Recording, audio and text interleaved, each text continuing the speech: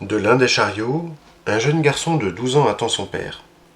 En le voyant revenir, il court à lui et le prend dans ses bras.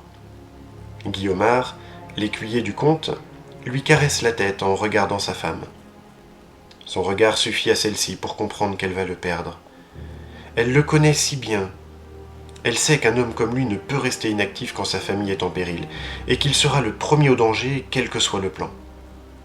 Avant de le leur révéler, le mari et père, car ce soir il n'est que cela, les fait s'asseoir et prononce le bénédicité.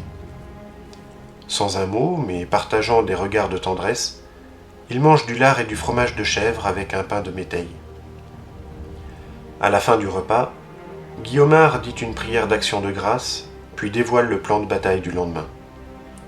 Bien qu'elle ait déjà compris le sacrifice qu'il s'apprête à faire, son épouse fond en larmes en l'écoutant.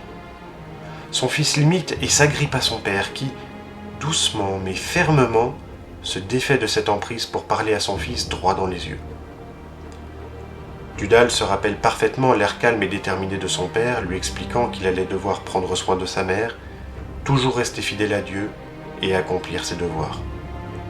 À ce propos, il avait une annonce à lui faire. À compter du lendemain, ce serait lui l'écuyer du comte Morwan, qui avait accepté de le prendre sous sa protection.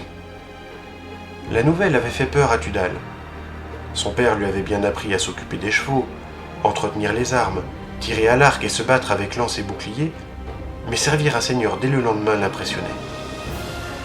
Le lendemain, à l'aube, depuis son chariot, le jeune écuyer retourné regarde pour la dernière fois son père en s'éloignant.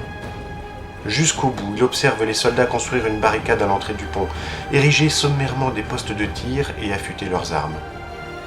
Puis, disparaissant derrière les arbres, le peuple résigné se tourne vers l'avenir, avec l'envie de recommencer à vivre.